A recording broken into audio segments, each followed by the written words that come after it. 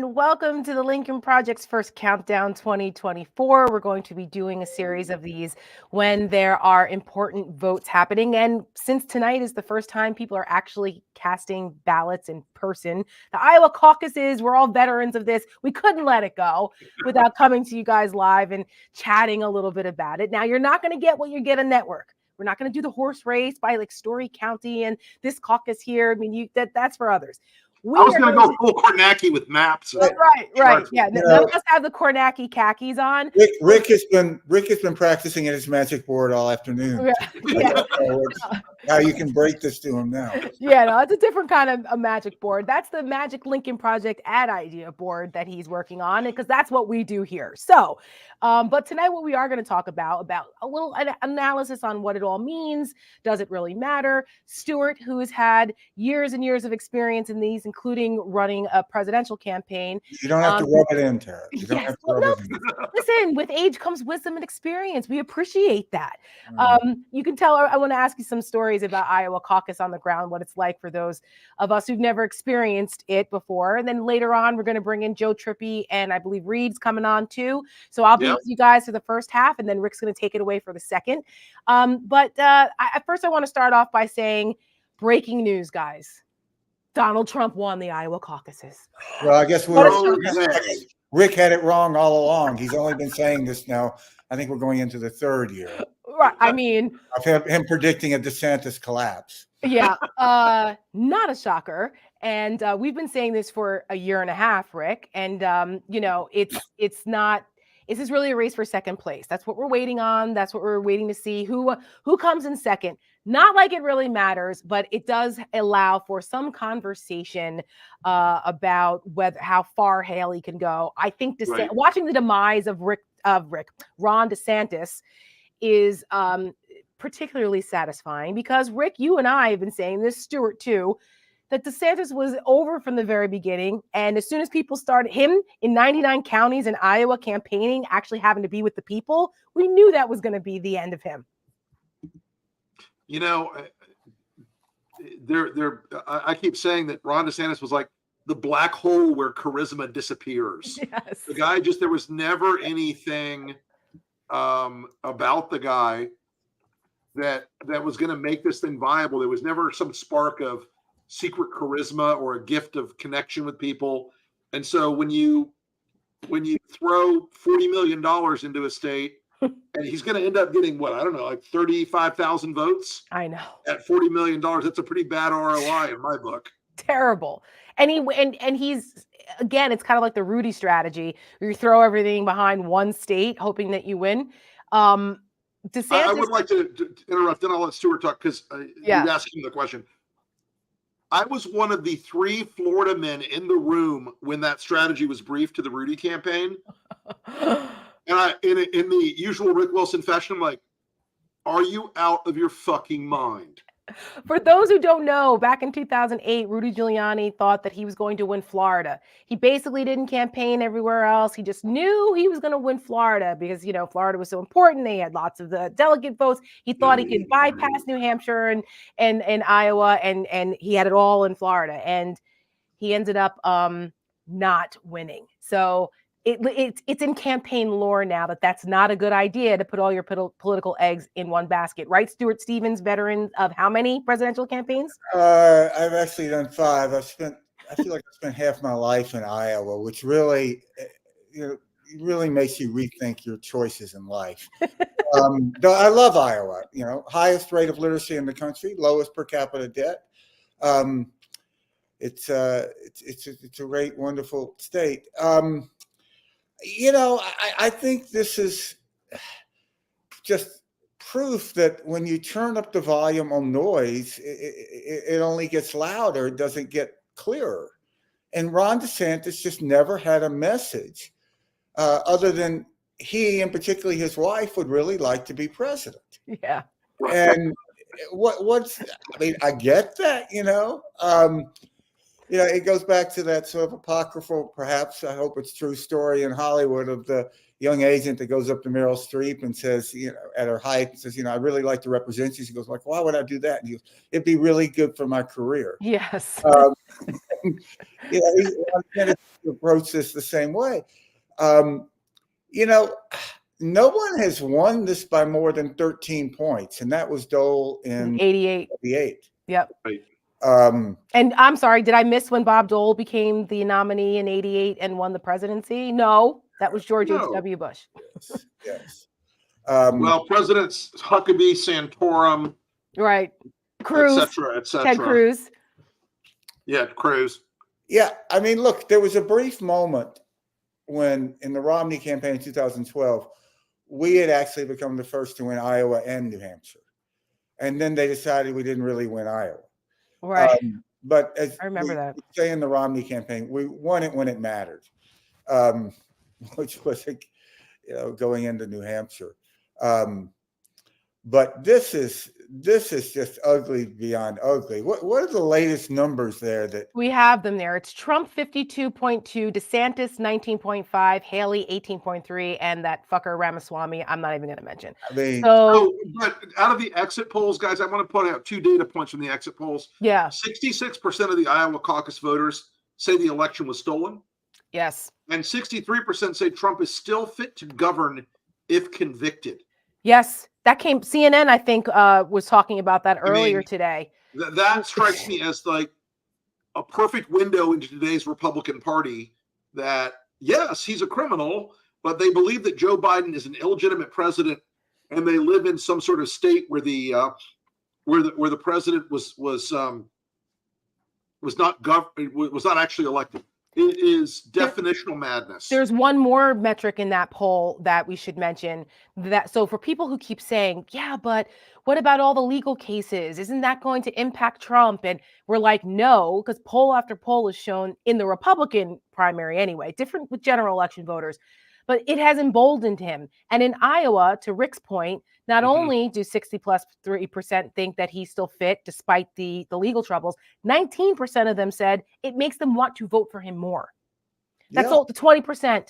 well, Guys, I mean, look, I would love to tell you that there was a clever way where you could say, oh, vote for, vote for Ron DeSantis or Nikki Haley, you'll get something different. I'm not so sure anymore. Well, they've never said anything that would lead us to believe that, which is why we've excoriated them from the very beginning. If they can't call it out, at least Chris Christie called it out. But if they can't, like here's another example. Right. Thank you to our wonderful producers behind the scenes. 81% of Iowa caucus goers agree that Trump's statement that immigrants are poisoning the blood of the country. They agree with this. That is the vermin statements, the ones that echo Hitler. They're okay with this. I tweeted out today a bunch of videos, and Stuart, I know you wrote a book about this, but people were there in Iowa saying that we need a dictator. I'm okay with that. Good, have at it. Somebody else, some crazy woman had a shirt on that said, hang Biden for treason. And she was interviewed and said she had a cross on. And the interviewer asked her, you have a cross on, but yet you're calling for the hanging of the president of the United States. She was like, Jesus wouldn't mind it. You know what the punishment for treason is. I just talked to him before the interview. I'd like to know how many of these people think that they're actually voting for a third Trump term, and that he is president. A lot of them, because they think Joe Biden's illegitimate. Yeah, I think. But look, I mean, what are we seeing here, guys? And part of what we've been talking about for a long time is the inevitability of Trump. You've got Iowa, one of the most religious places in the country in terms of evangelical Christians. Now, New Hampshire is much different, but South Carolina is even has higher scores of religiosity and of evangelical voter participation than Iowa. Does anybody think this changes anything in the flight path of Donald Trump being the nominee? Maybe as soon as the end of the night tonight, he's going to be over 50%. DeSantis right now looks like he's riding at second. Nikki in this is a worst case scenario for Nikki Haley. Absolutely, if this continues. Yes. One of them is going to quit tonight. Well, you don't think that if Nikki Haley comes in third, do you think she's going to quit tonight? No, she'll. I don't think so. She might stick it out for for New Hampshire. But if she New loses, Hampshire, but she's gonna. But the thing is, she's gonna lose. She's gonna get her ass handed to her in South Carolina, which is her own home state. She's losing to Trump by 40 there. I read somewhere that losing your own home state is bad. Yeah, I've heard that. Yeah, I don't want to get all technical here, you know. But that's what your decades of experience in politics have it would be taught you, Stuart? I mean, you know, the odd things have happened in Iowa before. I mean, George Bush came in third in '88. People who were on that plane ride from Iowa to New Hampshire on Air Force Two with the vice president after he came in third with Pat Robertson coming second, still are traumatized by that plane ride. Like, I bet. What a nightmare it was. But this is. I mean, Huckabee won it too. Mike Huckabee won it. Huckabee won it, and then Huckabee didn't really go and compete in New Hampshire. No. And he didn't become the nominee either. That's why, like, this horse race, the way that the political media is covering this, it's so antiquated because it really doesn't matter anymore in the Republican primary. It's not indicative of who's going to be the nominee normally. So, like, all of this matter, really. You know, I was one of the geniuses in the Bush Brain Trust that predicted that, you know, McCain went out in 2000 and said that he was not going to compete in Iowa and he was going to focus on New Hampshire. Yeah. And, you know, guess what? New Hampshire loved that. I was of the opinion that if Bush won New Hampshire, they still would get a bump into if he won Iowa, he still would get a bump into New Hampshire. I mean, I was seeing it in a very kind of traditional way. The end result is we took a 60-something point lead into New Hampshire and lost by 19, which, I mean, outspending the other guy 3-1. I mean, which really... That's really hard to do. You really have to work at something like that. But then we went into South Carolina, and Bush was able to win. Yeah, man, that was an ugly primary. That Bush McCain primary in 2000. Woo wee. But there was those who know. There was a logic to the McCain campaign that he could articulate. And there was one to the Bush campaign. I don't really understand what the logic is if you're running against someone who has 91 counts and you don't even bring it up. Right. What is the logic? Why? When it is brought up, though, Stuart, they say that they'll pardon him. They'll pardon it doesn't matter. They can't answer a direct question about whether character matters. They were asked this. They were given plenty of opportunities, and they refused to say the right answer. Go ahead, Rick. So dead on. I don't. So, you know, DeSantis's response is he's lost something on his fastball. So he's facing 91 counts. He tried to overthrow the government of the United States, and your criticism is, well, he's lost something, and he supports Putin. Your criticism is he's lost something on his fastball. This is like you're trying a serial killer, and you go, "Can you?" You know, and you're talking about like his haircut.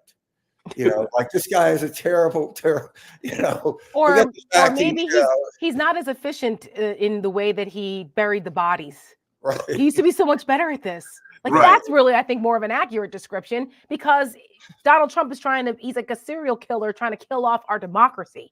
And these people are over here making excuses that, well, he's just not doing it as well. It's insane to me. I will say this. You know, the fact that Haley and DeSantis combined have a meaningful cohort of the Republican Party with doubts, even though I think every DeSantis voter goes back to Trump. That's 100%. My read. Nikki voters are telling us in the exit poll and in some earlier polling from the weekend, when I was out in Iowa, and by the way, folks, the coldest goddamn place I've ever been. And I've been to some frigid places in this world. Oh, the video. I mean, I was dying out there. You look like the guys in Dumb and Dumber when they were on the scooter and everything was frozen on their faces. Yeah. Believe me, I was wearing like 74 layers of a spacesuit. But what I'm saying is there is this meaningful fraction of voters right now. Haley's at 21% with 4% in. DeSantis is at 21. Haley's at 17. Right. 22.4 for DeSantis, 21.4 for Haley right now. That's But updated. here's the thing, guys. Some of those Haley voters are gettable. Some of those Haley voters are persuadables. Some of those Haley voters are going to say, I tried for something else and I can't pull the trigger for this guy. And it's really important for us and other groups to figure out how to reach those people.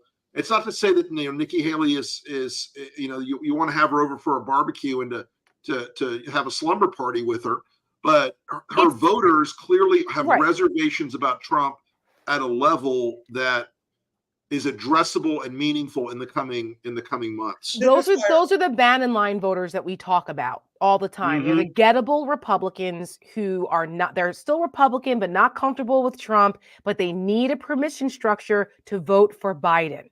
Yep. Those are the people you're talking about. And also in Iowa, just one last thing, Stuart, and then I'll let you go. Just for the context, Iowa also has an open registration on the day of the caucus. Right. So you can be a Democrat and go and register as a Republican or an independent to vote in the caucus. And Haley's strategy has been to target those suburban areas where in 2016 didn't do so great for Trump. And in the 2020 election, we're kind of on the fence there. So they're looking at targeting those voters. So that could be, some of the people who are in there. And those are the people that we need in the general election. Go ahead, Stu. I that's a really good point, because you have to vote in your precinct, right? But you don't have to be registered. You can same-day registration, right? And I bet we're not looking at a map of the geographical distribution, but I bet when you do look at that, it's going to be exactly what you're saying, that she's going to do best in suburban areas of Des Moines. She's going to do best in the university Davenport, areas. Ames. Yeah, exactly. Yeah. And some of those people, I think, are going to vote for Biden. I'd like to know, I bet some of those people voted for Obama. Mm-hmm. And this is why you've seen this not unusual, but it's worth noting pattern that as Nikki Haley has gone up in the polls, her unfavorables have gone up faster. Right. As her vote share has gone up. Because what she is attracting is a de facto non-Trump vote. And so... And as she's gone up in the polls, Trump has attacked her more. Yeah, and those that... When she was at 3%, she had very high favorables because she wasn't worth hating. Right. And now as she goes up as more of a Trump alternative, I don't like that person because, my guy, she's running against, and she's sort of become, in a bland way, the anti-Trump candidate. By default, though, not because she has positioned herself that way in the way she's presented it. It's she's not him. She ends up with kind of the worst of both worlds in an electoral sense. Right. She has a definite ceiling because she can't break through that by trying to go out and attract enough voters who are anti-Trump with enthusiasm. Plus, there's just not enough anti-Trump voters out there. And not in the Republican primary. We've said this for a long time, that this is really all moot because Trump is so far ahead. He has such domination in the Republican Party. We have called this for a year and a half, that Republicans would fall in line behind Trump again as soon as he showed any sign of strength. And it's happened. We had Rubio come out and endorse him. We've had Barrasso come out and endorse him. We had Mike Lee came out again and endorsed him. You had Chris Sununu, who's running around talking about how wonderful Nikki Haley is, but said that he would vote for Trump if he's the nominee. I mean, they're all falling in line. Watching Kim Reynolds on Fox today. Oh, governor of Iowa, who endorsed DeSantis. Who endorsed DeSantis, talking about endorsing Donald Trump. And all I could think of was, oh, honey. You do not know what this man is going to do to you. Oh, I know. Because as I tweeted, or as I wrote tonight in an article on Substack, I said, you can expect the Iowa nuclear waste dump in downtown Des Moines by executive order because he's that spiteful. Yes, he is, and he doesn't need their vote again. He bought off Iowans during the during the 4 years of his presidency by government subsidies for the farmers because his isolationist trade policies were destroying them, the soybean farmers, the pork producers, with his trade policies with and tariffs with China. So he bought them off by government subsidy. That's socialism, by the way. That's not capitalism. But anyway, they were all like, oh, Trump was great for us. He helped us and he was very pro-ethanol. They were smart to do this to establish that relationship in Iowa. Right. I mean, there are stories out there that say that he may get more of some of the suburban voters that we were talking about may vote for Trump because of that. And that there were, some of the, the Kornacki's of the world, they're watching to see what the vote share is for Trump around to see if that strategy has worked for him going into it. That's another aspect of this, but go ahead. I got to say, you guys were more negative on DeSantis a lot earlier than I was. Because I thought DeSantis could organize his way to a respectable finish. That if you're dealing with such a small number of voters that you can actually meet a huge percentage of these if you spend enough time. That was, I think, part of the problem. He didn't. I was going to say he spent too much time. They got to know him. Yeah, DeSantis is kind of like the guy that's losing $5 on every sale, but thinks he can make it up in volume. Yeah. But I really think this is just an unbelievably shocking result for DeSantis. Guys. Over $100 million. Can we put up the DeSantis statement? Oh, yeah, let's do it. So DeSantis is bitching about the fact that the networks have already called the race in Iowa. DeSantis is pulling a Trump. It says, let's see, it is absolutely outrageous that the media would participate in election interference by calling the race before tens of thousands of Iowans even had a chance to vote. The media is in the tank for Trump, and this is the most egregious example yet. Give me a break. Oh, my God. It reeks of desperation. In life to be thankful for that you're not trying to spin DeSantis or Haley tonight. I know. That should be really, really at the top of your list. But to use the election interference thing, this whole sore loser, nobody accepts losing is a legacy that Donald Trump will have embedded in history forever. This is just so against the way elections used to be. And the integrity of people, when you learn to just, you lost. You're losing by 30 points, buddy. It ain't close. This wasn't election interference. They just weren't that into you. Yeah, DeSantis is the guy that is losing the Super Bowl by 30 points. And blames it on the refs. And blames a call on a field goal that he kicked in the last 2 minutes. Right. It's crazy. Well, we have a rapid response video we put out for the Trump wins Iowa. We had it ready to go because maybe because we knew run it.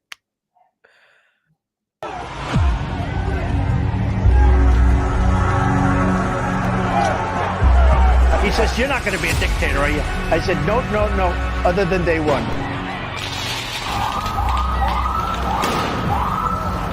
I'd like to punch him in the face, I'll tell you. You can do anything. You have him by the pussy. He's not a war hero. I could stand in the middle of Fifth Avenue and shoot somebody, and I wouldn't lose any voting. Very fine people on both sides. I don't know what I said. I don't remember. I am your retribution.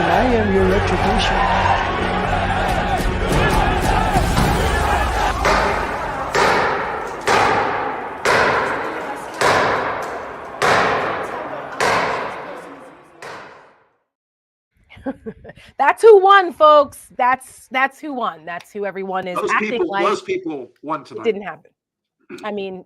That's the other part about this that just infuriates me is that you want to talk about the media interference. If anything, the fact that they are by omission, not bringing up the fact that Donald Trump, every time they mention him, they should bring up the fact that he's under criminal indictment for 91 counts and mention what some of them are, like, national security secrets and January 6th interference and, all the things that Trump is actually accused of. People should be reminded of it. This weekend, I even forgot. It was the 3-year anniversary of his second impeachment. Never mentioned. The only reason why I remembered is because it popped up on my Facebook on this day. I had pictures of the newspaper covers of Trump impeached again for January 6th. No mention of that. That's malpractice, in my opinion, because if the American people aren't reminded of who this motherfucker is, they gets normalized. And then we have what we have, where millions of people think it's okay to vote for Donald Trump and who wants to be a dictator. I want to mention something else before we bring in Trippy, who I know is waiting for us. And I hand it over to you, Rick, to take over. Sure. Did you see Trump? Speaking of Donald Trump, did you see? Oh, you were in the same hotel. Trump. I was in the same hotel, right? and I just in the stories of how the Secret Service is slipping. Yeah, right. They allowed that. A congressional investigation should be launched immediately. Right. Oh, believe me, there's way more other things they could be investigating there. But anyway, so Rick was in Iowa, staying at the same hotel, and missed by mere minutes Donald Trump's grand entrance into the lobby. He landed in Iowa with such vim and vigor. Take a look at this.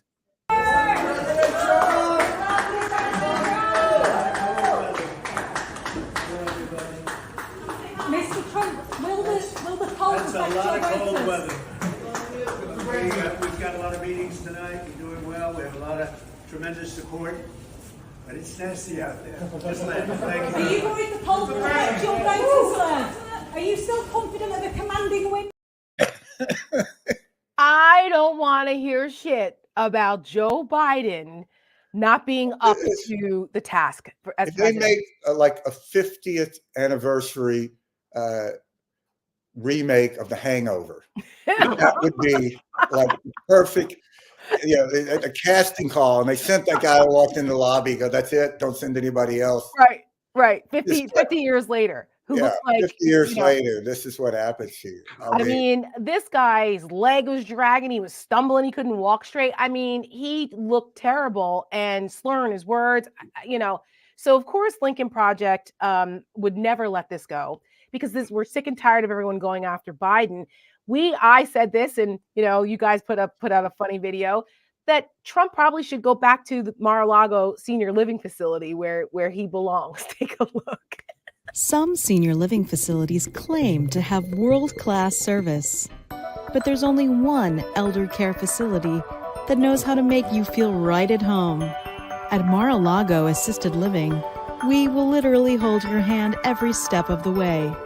Enjoy our complimentary storage space for all your heirlooms, private offices to take meetings and calls, beautiful interior decor, expert hygiene specialists to take care of any weird body smells. And our house-made meals are so exquisite they'll take your mind off everything else. I was sitting at the table. We had finished dinner. We're now having dessert. And we had the most beautiful piece of chocolate cake that you've ever seen. Mar-a-Lago Assisted Living. We do the work so you don't have to. And let's face it, you don't want to.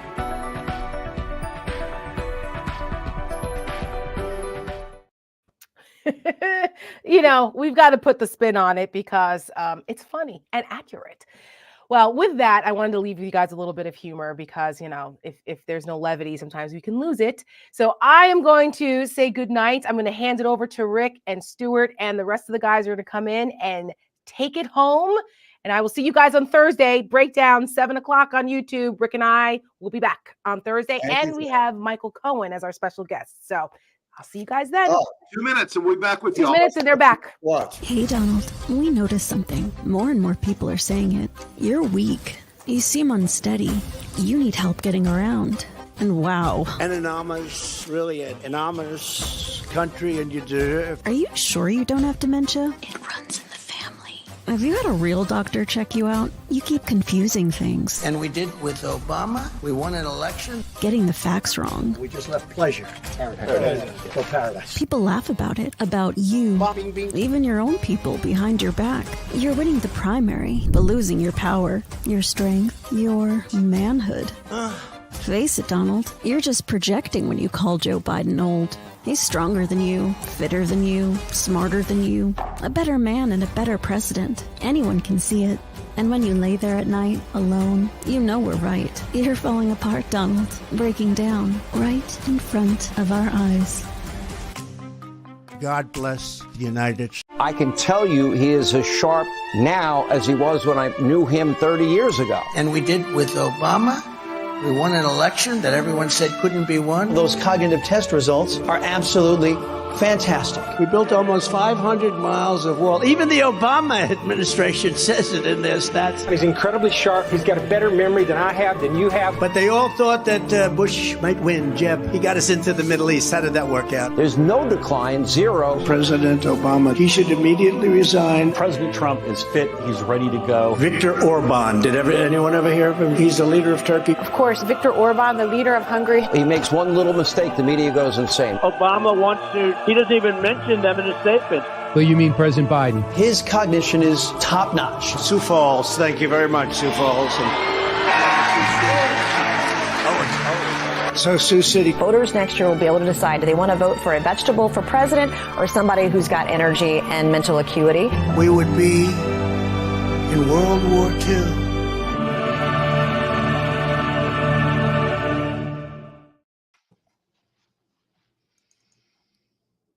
Well, I can say, having nothing to do with that spot, it's pretty goddamn great. Super, super well done. well, I feel like, guys, this is a little like watching the color guy and the play-by-play guy when a game is like 42-0, right? Like, in 2006 when we worked for Arnold Schwarzenegger and his reel, like we had this whole war room set up right in LA, like because we were going to track county by county by county by county. And at 8:30, the AP called it for Arnold's reelect, right? And that's how it was tonight. Like, I don't think anybody was surprised by the outcome here. So it's funny that you see the difference is that Arnold was like losing 2-1 at one point. You guys pulled it out. So Trump a year ago was pretty much like at 48 or so. It's the most stable race imaginable. I mean, think about $200 million probably spent in Iowa, 150 anyway. All the events, the debates, and at the end of the day, none of it mattered.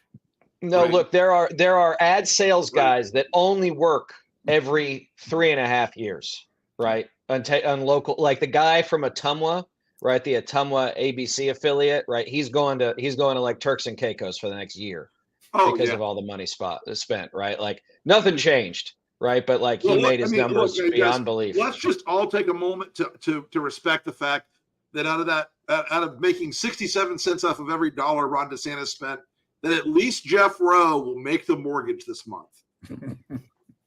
Right. On any number one of us, his homes that I assume still have, down payments on them. So. Cold running servants, etc. But I mean, this is the worst case scenario for Nikki Haley, right? Oh yeah. That Trump over 50, and is she still in third? That's what it was looking like. Yeah, close third close. Yeah. I mean, look, the 6% right now. Look, we're only 6% in.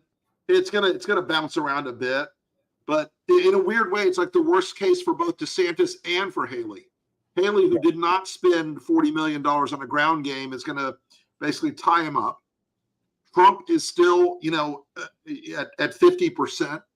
I mean, and while 40% of the caucus there is telling us they don't want the guy, it doesn't matter. He's going to have, and all these winner-take-all races that are coming up on us, it is going to be there's no mathematical way, just like tonight, there's no mathematical way for either one of them to close up enough to even look respectable at the end of the night. There's no mathematical way for these folks to go out into the next states after New Hampshire and South Carolina. When we get into Super Tuesday and there's Texas and California, where Trump is leading both of them by 50%, not 50 points. Not 50%, excuse me, 50 points. He's not, they can't scale up to go into these states to compete. It's the ball game. It's over. Well, and even then, Rick, remember, as I wrote back in September now, which is hard to believe, the whole thing is rigged for him anyway, because after Nevada, it all becomes winner take all anyway. So he doesn't have to be up by 50. He only has to be up by 5. And so, he's going to win all these eventually. And so we knew that this was only a matter of time. By the first week of March, he'll be the presumptive nominee. And as you said, I think in The Guardian or someplace, it was either earlier today or over the weekend, by late March, they will declare him the official nominee.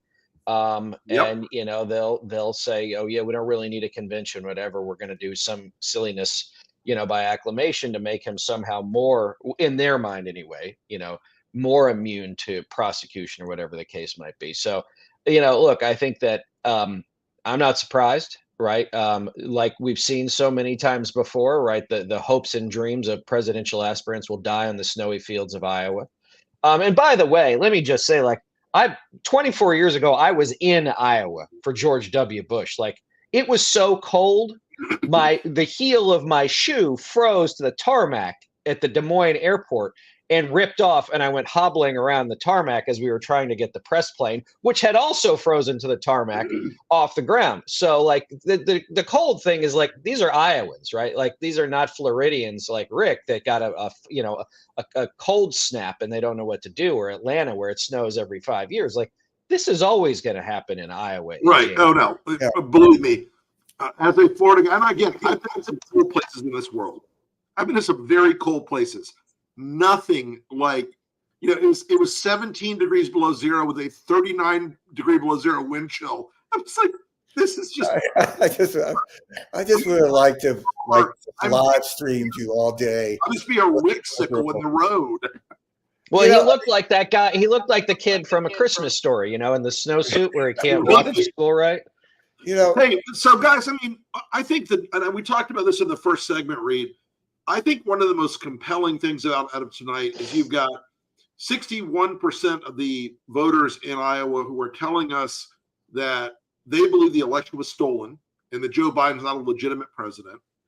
And 61% or so, or 64% or so, are telling us that they'll still vote for Trump even if he gets convicted.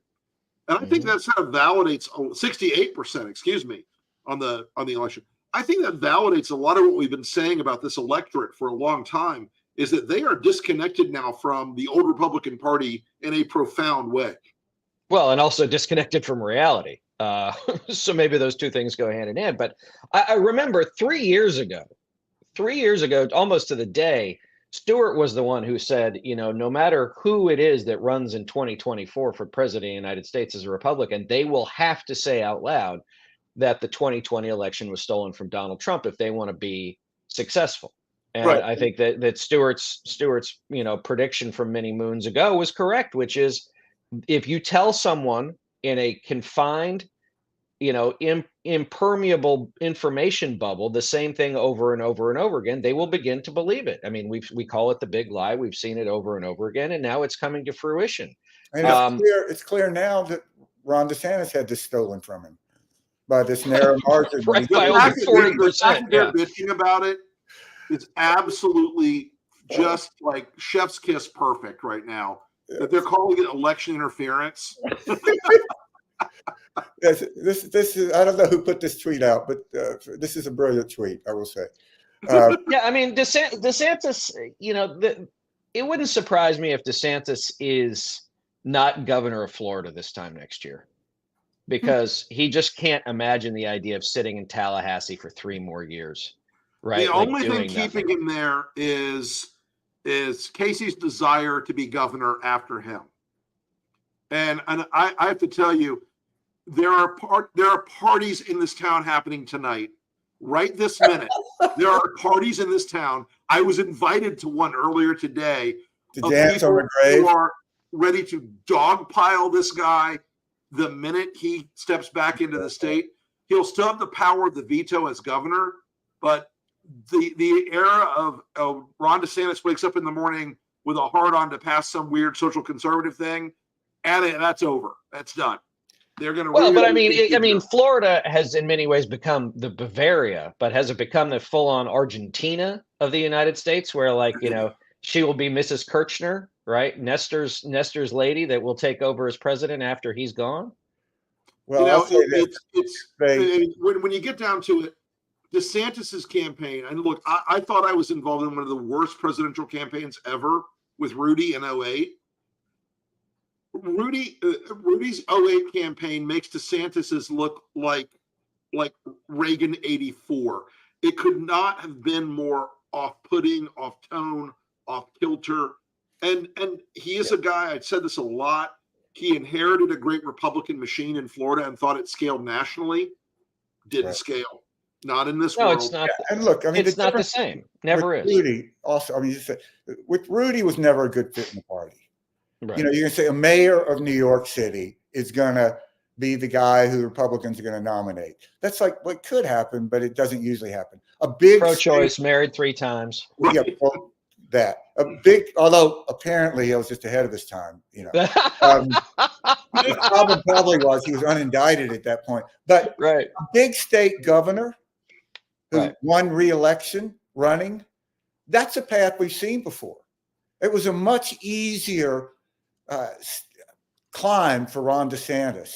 And I think it shows how really, really bad his campaign is and how bad he turned out to be as a candidate. It's just, you know, I mean, but can we also say this though, guys? We talked a little bit about this morning when we were talking earlier. Is the idea that you know, early polling and money, right? Yes, they can matter. It's hard to be seen or actually be strong without them. But can we now, as Marco Rubio would say, dispense with the fiction that if you have a $200 million super PAC, that like you're going to win a primary? I mean, remember in 15 and 16, right? Jeb had whatever the exclamation point PAC right was, to rise. Right, and he was going to roll to victory. And the same thing with as I call it, the Mike Murphy helicopter fund. Right, but the truth is that like if the party is owned by somebody else, right, or will be owned by somebody else, or doesn't want you, you could have spent $1 billion and it wouldn't have mattered. Well, some rural counties are coming in now, and Trump is easing back up to 52.3. So, well, this is just proving Mitt Romney's adage that Iowa caucuses are the La Brea tar pits of American politics. It's a lot easier to go in than to get out, and that's, you know, that's kind of true. So, Rick, you're you know DeSantis better, you know, being one of his constituents, as I like to refer to you. Yes. How? What do you think is going to? How do you think this is going to unfold now? Look, I think Ron DeSantis comes back. I think he is going to. But what's he going to do in the next week? Do you think? Oh, in the next week, he's going to go out and try to say, "Listen, I placed second against all hope, against the odds. I placed second. I got the silver." Their own polling over the weekend was showing them doing worse than they're doing so far tonight. And if it wasn't their polling, it was their bullshit. So, you know, but either way, he's going to try to go out and say, see, this infatuation you had with Nikki was wrong. I'm the guy that can beat Trump. But one of the interesting things that we see tonight in the exit poll, only 11% said that electability was a high priority for them in picking their choice tonight. That's going to iterate out beyond this race, because DeSantis is one of his few things that he's really, you know, hangs his hat on is I won a 19-point victory. I am, you know, this sort of magical, you know, ability to win big races, but he doesn't. And even if he did, they wouldn't care. They want Trump. It's the diet Trump theory. Why do you think that any of these MAGA voters want the version without the sugar, the fat, the preservatives, and the caffeine? They want. He's got all of those. Yeah, you know, I remember the great columnist, pundit Jack Germond, and he used to have a saying. He said, "Those who depend on electability seldom are." Yes. Which, you know, I've always thought it was the dumbest of arguments, because that was Nikki's early thing too. I've never lost an election. Right. Yeah. Okay. Well, congratulations. You're about to. Yeah. I mean, welcome to ass whooping land. And as you guys can see right now on the bottom of the screen, for our shop has just updated the numbers with Philip from our team.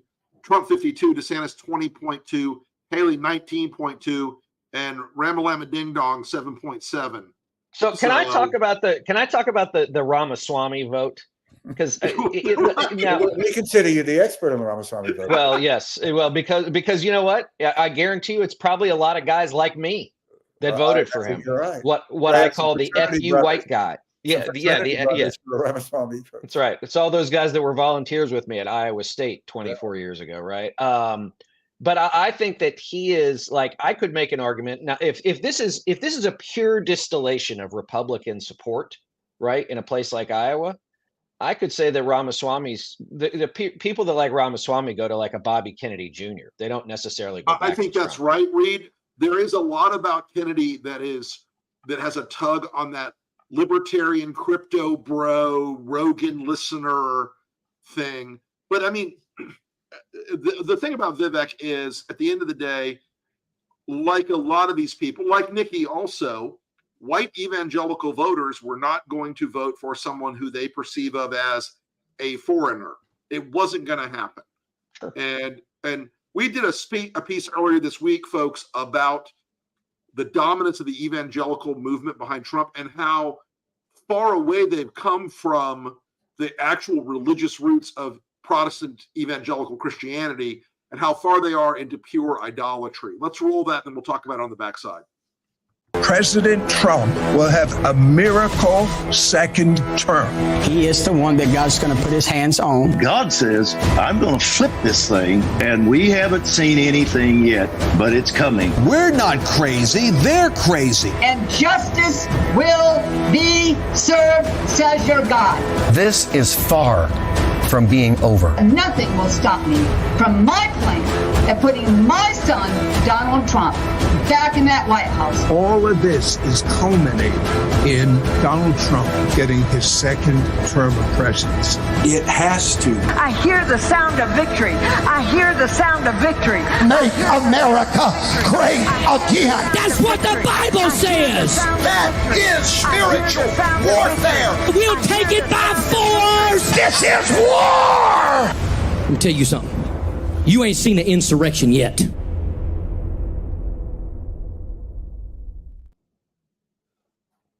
All right. Well, look, I mean, Rick, the evangelical movement, such as it is a Christian nationalist movement.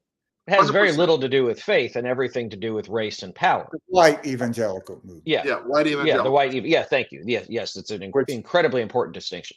It has nothing to do with God. He is invoking his name in the Bible are vehicles to what they want. And just to tell everybody else what to do. Trump has the appearance of a televangelist, that kind of weird affect, that larger than life kind of distorted, weird. I mean, there's a lot of Schweik. Like the physiognomy and the affect and the motions and the. Who was the guy from Oklahoma, Jimmy Swaggart, who got caught with the girl? And he was like, God, forgive me, forgive me. I mean, if Trump thought he had to do that, he would. Sure. And they all wear a lot of makeup. And, they're all people that, like, you really do not want to go in their browser history. This is and like Trump, like, if you were trying to fix the bathroom in their mansion and you broke open the wall, you'd probably find, bags and bags of plastic wrapped cash, which is something probably Trump has too. And so, Rick, I think it's an important ad because, we shouldn't underestimate them just because of how it can be perceived as they're the righteous gemstones, right? Like they're in many ways, their ridiculousness too, it leads many to believe that they are stupid and that they are not well informed, that they are not well funded. These people have spider webs that they have been building for 40 or 50 or 60 years into the American hinterlands. And they want to be in charge. And, we have seen this again and again and again, and they won't stop. And the truth is, if you look at the leadership of the white evangelical movement, the Christian nationalist movement, the reason why they like Trump is because so many of them are just like him. Right? Sure, they're money grubbing. The guy the old guy who's, just got tossed out of the Southern Baptist Convention. I mean, he's the definition of a predator. Yeah. Right. And all these, and so they've been protecting people like Trump for decades. Why should we be surprised they're behind him now? Yeah, I mean, look, Reed, you always on Threads and Twitter have a great series of periodically you'll find, whatever evangelical pastor or Bible study leader who is the latest guy with a pedophile scandal, and it's always like not a drag queen, not a drag queen. And there's one every damn day.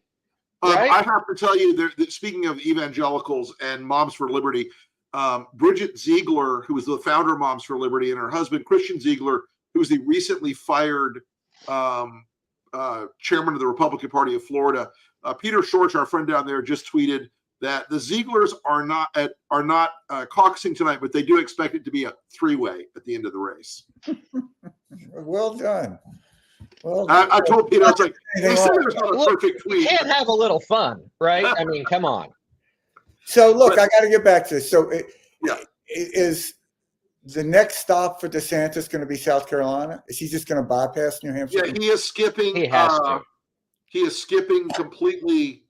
He is skipping completely out of New Hampshire, headed straight to South Carolina. I don't understand that because he's polling or he's going to be fighting in a state where it's really hard for me to see any outcome where, Haley doesn't have enough juice to at least pull second. And at that point, and by the way, the only reason Ron DeSantis has a lot of people on the ground in Florida, folks, just so you all know this, everybody they fired from their campaign and super PAC, not everybody, but many of them, dozens of them, were given jobs with the state of Florida. The state of Florida just gave them the time off to go campaign in Iowa. So they're being funded by the Florida taxpayers. That shit will run out pretty quickly. And DeSantis's campaign is sucking wind on funding right now. So they don't have a lot more fight in them. Maybe that's why South Carolina, he can drive home. So can I just make a comment? I volunteer to fly him home. It's a 90-minute flight for me. Can I just comment on something when I was backstage and Tara was commenting on the coverage right now on MSNBC? This is the Chiron quote: tight race as DeSantis, Haley vie for second. Trump is at 52. There is no tight race. The tight race is over. It's over. The counties that are left, it's not like Polk and Dallas now. It's the rural stuff out in the ring, and you're going to see him roll up numbers. That's what Santorum did. Yeah, that's right. Exactly. Yeah. You're going to see him roll up numbers outside. Pat Robertson did too. Yeah. Same thing when he came up. And all right, I'm not watching the coverage, but I mean, no one has ever won by this margin, ever. I mean, that's the story. Trump is performing more like an incumbent president than a challenger for an open seat. To win with more than everybody else put together, just unprecedented for something like this, where there are a lot of the dynamic in Iowa is in these caucuses. You have a friend, he's for candidate X, you're for candidate. So that's kind of one of the reasons, well, okay, I'm going to be for candidate Z. So we'll have something to talk about for the next 2 months, And, I'll go and support your guy if he wins. I know you'll support my guy if I win. But there's a lot of this kind of life imitating high school that if you're for this person, I'm for the other person. And that's kept the races tight. It's kind of more fun to be tight. And for him to blow it out like this, is really amazing. But look, guys, my theory of the case is you were going to see tomorrow a tidal wave of coverage that says the race goes on. Haley and DeSantis are staying in the fight. Trump, underperforms by merely getting 56% or whatever it's going to be. Anybody. He only got 67%. Why did he get 68? This race alive. And not turn into a pillar of salt. I mean, it's like, But I mean, this is the weird thing is the headline writers write these ridiculous things that basically support Trump or downplay his insanity, and then they also want the horse race. Like, they got to make up their damn minds what they want. As Trump proposes human cannibalism, many disagree on the recipe. Right. When was the last time you saw a story about the fact that a jury found Trump guilty of sexual assault, which the judge clarified was, yes, this means that Donald Trump did rape her?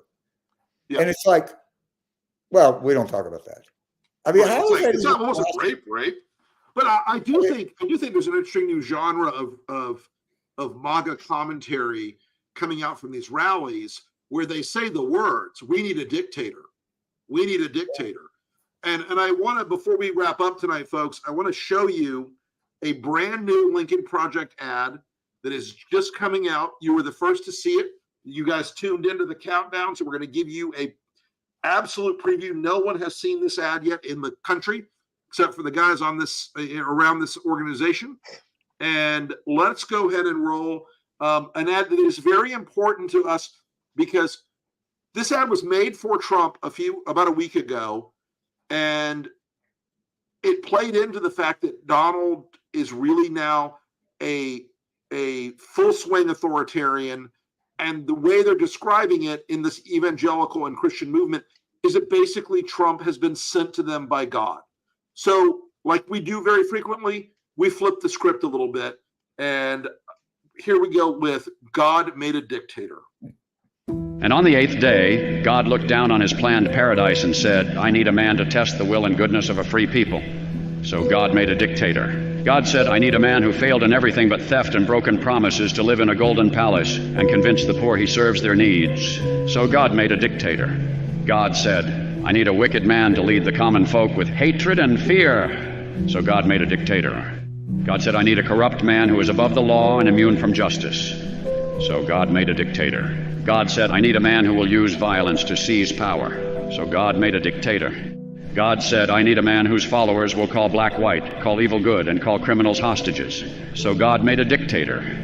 God said, I need his political party to obey without question, and the press fear his wrath. So God made a dictator. God said, I need a cruel man who uses his power and position to punish and harm his opposition. So God made a dictator.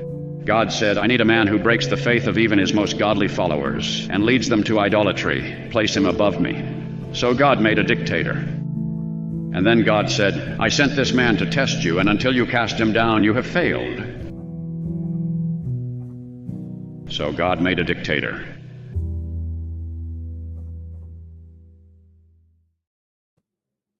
Yeah. Listen, you know what? It's Paul Harvey. It's Paul Harvey in the minor key, right? Yeah. And look, they opened the door to this. They played this game, and the thing that should offend deeply religious people above almost anything else is idolatry. The idea that someone else is God, that someone else is Christ, that someone else, they're not saying anymore, oh yeah, God sent him here. They're saying that he is the personal representative of God. I mean, historically speaking, there's only been one. So, it is the kind of thing we wanted to hit him on as hard as we could. Well, some of us still pull a chair out waiting for him to come back. There you go. And the idea that Trump and Trumpism has become a state religion, and that the evangelicals have become sort of the church militant for MAGA, I think is a very dangerous place for this country to be. And I want to remind people that who are out there and who are of any other faith, who are Catholic, who are not Trumpian evangelicals, that there is a far, far, far distance to travel between idolizing him as a god and supporting him politically. And you can do one without the other, but if you do the both, it's idolatry. So anyway. Well, just one more good reminder, Rick, what we're up against, right? And just to finish your thought at the top of that, I remember in the fall of 2020 when Trump got COVID, we got a call from the press, and they said, "Are you guys going to take your ads down?" And we said, "Why would we do that?" Who are you talking to? And they said, "Because he's got COVID." I said, "That guy did everything he could possibly do to go get sick. This isn't our fault; it's his." Right? And these people have chosen this path, and will continue to choose this path at the great expense of tens of millions, if not hundreds of millions of Americans, and hundreds of millions, if not billions more around the world. So why would we apologize for taking the fight to these people? We should never apologize for that. And we never will. Never. Well, folks, it is 10 o'clock. This race is going to grind out, but we know where it's headed. Hey, Rick, it's too close to call. Oh. Well, folks, thank you, Reed and Stuart. I want to thank Tara for coming on earlier. We tried to get Joe on tonight. We're having some technical difficulties, but this was the first episode of the countdown, but not the last. It'll be here on our YouTube channel at various big inflection points during the race as we go forward. Look forward to talking to all of you again very soon. We hope you'll join us again next time. We also hope you'll go and like and subscribe on our YouTube channel. The podcast that Reed hosts, the Lincoln Project podcast, is absolutely outstanding. Join me and Tara on the breakdown on Thursday. And of course, we are always deeply grateful for your support and your friendship and your donations. You can hook us up at lincolnproject.us/donate if you want to support the cause. Help us keep making great ads like that and putting them up to change the narrative, keep the fight going, and make Donald Trump's life a burning hell. Thanks, everybody. Thank you all. See you guys.